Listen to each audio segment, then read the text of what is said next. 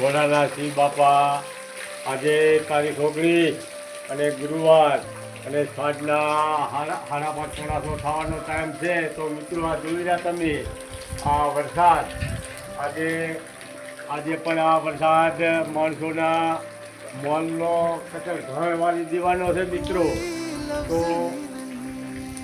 ઘઉં, ચણા, ઘોડા જીરા, ઘાટા જીરા અને એરંડાનો પાક બધો ફેરવી નાખવાનો છે અને ફેરવી નાખવાનો છે. તો સરકારને અને કોઈ પણ રૂઠે એને તો માણસો કાકે કે પણ આને કોણ કહેવાનું છે મિત્રો. તો બહુ મોટી પ્રમાણમાં ખેડૂતોને નુકસાન છે અને આ નુકસાન તો સરકાર પણ ભરપાઈ ના કરીએ કે આખા વર્ષમાં પણ નથી કર્યું તો હવે પણ શું ભરપાઈ કરીએ કે.